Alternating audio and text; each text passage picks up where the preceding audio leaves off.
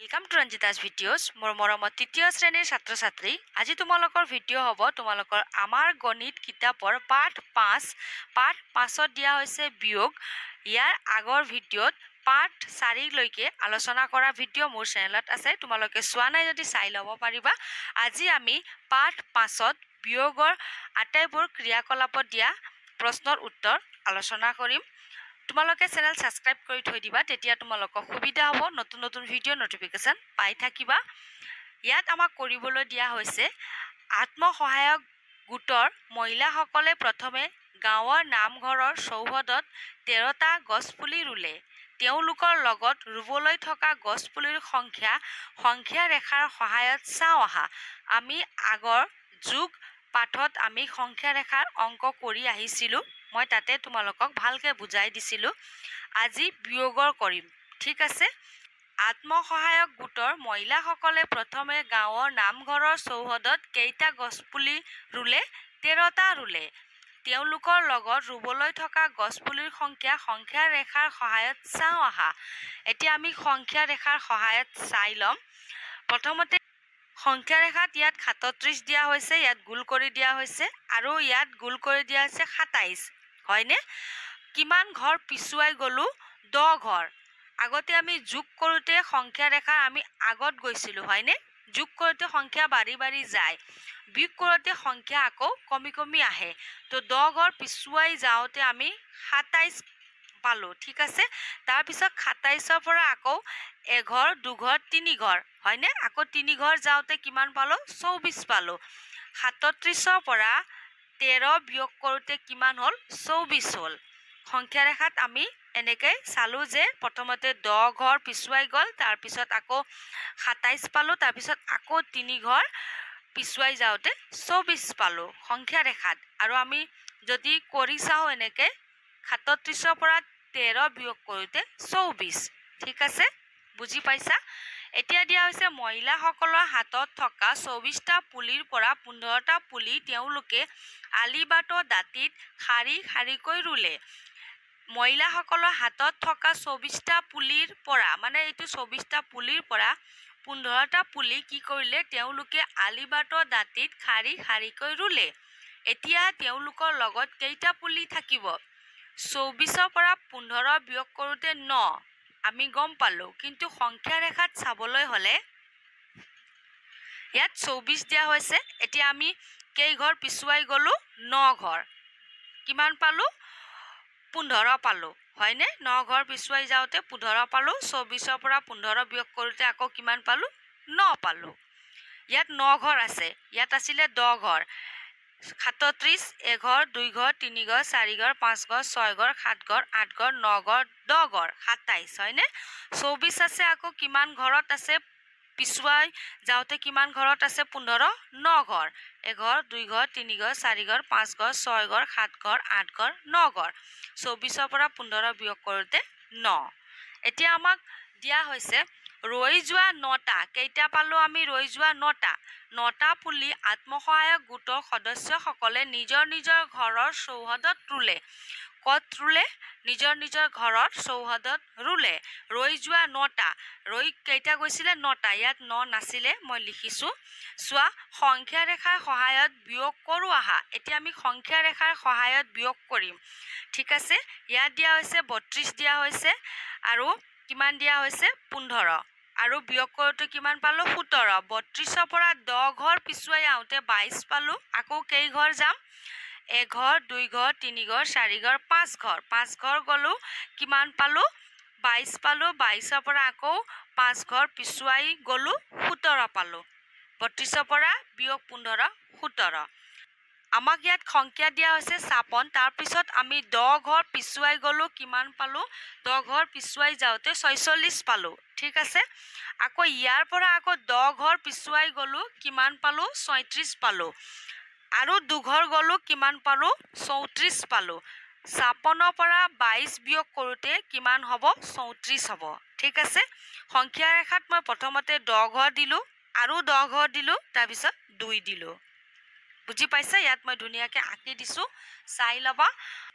ইয়াত সংখ্যা ৰেখাত দিয়া হৈছে 65, হয়নে? 65 আৰু 12 12 বিয়োগ কৰোঁতে কিমান হ'ব 53 হ'ব ঠিক আছে 65 পৰা প্ৰথমতে 10 ঘৰ পিছুৱাই আহিলোঁ 55 পালোঁ 55 পৰা আকৌ 2 ঘৰ গ'লোঁ কিমান পালোঁ 53 পালোঁ সংখ্যা ৰেখাত ইয়াত ধুনীয়াকৈ আঁকা হৈছে তোমালোকে আঁকি ল'বা ইয়াত আমাক সংখ্যা ৰেখাত কৰিবলৈ দিয়া হৈছে সেইকাৰণে মই তোমালোকক সংখ্যা ৰেখা আঁকি দেখাই দিলোঁ তোমালোকে নিজৰ কিতাপত যদি কৰা কাঠ পেঞ্চিল ব্যৱহাৰ কৰিবা এতিয়া আমি আলোচনা কৰিম বিয়োগ কৰোঁ আহা আমাক বিয়োগ কৰিবলৈ দিয়া হৈছে মই তোমালোকক বুজাই দিম ইয়াত দিয়া হৈছে এককৰ ঘৰত 6 দহকৰ ঘৰত 7 শতকৰ ঘৰত 2 আৰু এককৰ ঘৰত 4 দহকৰ ঘৰত 3 ঠিক আছে আমি এতিয়া বিয়োগ কৰিম 6 ৰ পৰা 4 গ'লে পাম 2 7 ৰ পৰা 3 গ'লে পাম 4 ওপৰৰ 2টো 2 নামিব ঠিক আছে আমি আগত যোগ কৰোঁতে এনেকৈ কৰিছিলোঁ ইয়াত যোগ কৰিছিলোঁ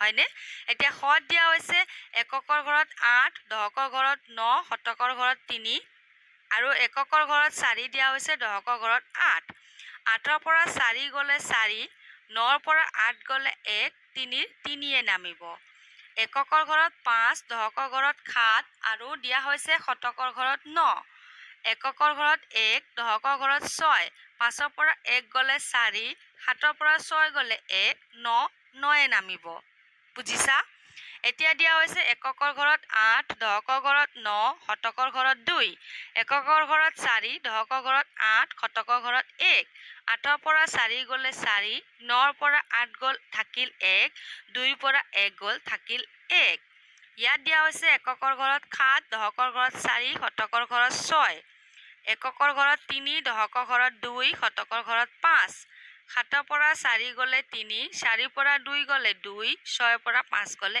1 এককৰ ঘৰত 6 দহকৰ ঘৰত 4 আৰু শতকৰ ঘৰত দিয়া হৈছে 8 আৰু এককৰ ঘৰত 3 দহকৰ ঘৰত 4 শতকৰ ঘৰত 5 6 ৰ পৰা 3 গ'লে 3 4 ৰ পৰা 4 গ'লে 0 8 ৰ পৰা 5 গ'লে 3 ইয়াত মই ৰঙা কলম ব্যৱহাৰ কৰিছোঁ যাতে তোমালোকে বুজি পাবা বুলি তোমালোকে কিন্তু কাঠ পেঞ্চিল ব্যৱহাৰ কৰিবা এতিয়া আমি আলোচনা কৰিম কৰোঁ আহা আমাক ইয়াত অংক কৰিবলৈ দিয়া হৈছে কত দিয়া হৈছে চাহপাত চিঙাৰ বাবদ চামেলিৰ মাকে 570 টকা পালে চামেলিৰ বাবে ৰঙা ফিটা চোলা এটা আৰু মুড়িৰ লাৰু কিনোতে খৰচ হ'ল 220 টকা তেওঁৰ হাতত কিমান টকা জমা থাকিল আগৰ অংকত আমি এনেকৈ যোগ কৰিছিলোঁ হয়নে ইয়াত আমি কৰিম বিয়োগ মানে চামেলিৰ মাকে 570 টকা পালে প্ৰথমতে 570 লিখিলোঁ তাৰপিছত কিমান হ'ল খৰচ হ'ল 220 টকা খৰচ হ'ল 220 টকা ধৰা হ'ল তোমাৰ লগত আছে 10 টকা তুমি খালা 5 টকাৰ কিবা এটা বস্তু দোকানত কিনি তেতিয়া তোমাৰ লগত পইচা কমিব কিয়নো তুমি খৰচ কৰিলা তাৰমানে তুমি বিয়োগ কৰিলা হয়নে 570 ৰ পৰা 220 বিয়োগ কৰোঁতে আমি পাম 350 টকা কেনেকৈ কৰিবা তোমালোকে ধুনীয়াকৈ ইয়াত দিয়া হৈছে নহয় ইয়াত অলপ আগত বুজাই দিলোঁ তোমালোকে এনেকৈ পাতি ল'বা ওপৰৰ সংখ্যা পাতিবা ডাঙৰ সংখ্যা তলত পাতিবা আৰু বিয়োগ কৰিবা বিয়োগ কৰোঁতে সদায় ডাঙৰ সংখ্যা ওপৰত পাতিবা আৰু সৰু সংখ্যা তলত পাতিবা কিয়নো বিয়োগ সদায় ডাঙৰৰ পৰা সৰুহে বিয়োগ হয় সৰুৰ পৰা ডাঙৰ কেতিয়াও বিয়োগ নহয় ভুল নকৰিবা এতিয়া আকৌ মই বুজাই দিম চোৱা আগতে আমি যোগ কৰোঁতে এককৰ ঘৰত কৰিছিলোঁ হয়নে এককৰ ঘৰত 0 আছে 0 পালোঁ দহকৰ ঘৰত 2 আছে আৰু 7 আছে 7 ৰ পৰা 2 গ'লে 5 শতকৰ ঘৰত 2 আছে 5 আছে 5 ৰ পৰা 2 গ'লে 350 টকা হ'ল পমীৰ দেউতাকে এদিনাখন 227টা ৰঙালাও বজাৰলৈ বিক্ৰী কৰিবলৈ লৈ গৈছিল কেইটা লৈ গৈছিল 227টা বিক্ৰী নোহোৱা 115টা ৰঙালাও তেওঁ ঘৰলৈ ঘূৰাই আনিছিল বিক্ৰী নোহোৱা 115টা ঠিক আছে পাতিলোঁ সেইদিনা তেওঁ কিমানটা ৰঙালাও বিক্ৰী কৰিছিল আমি বিয়োগ কৰিম 227ৰ পৰা 115 তোমালোকে আগৰ দৰে পাতিবও পাৰিবা মই এককৰ ঘৰত 5 আছে ইয়াত এককৰ ঘৰত 7 7ৰ পৰা 5 গ'ল 2 একক দহকৰ ঘৰত 1 দহকৰ ঘৰত 2 2ৰ পৰা 1 গ'লে 1 শতকৰ ঘৰত 1 শতকৰ ঘৰত 2 2ৰ পৰা 1 গ'লে 1 তোমালোকে পাতিও কৰিব পাৰা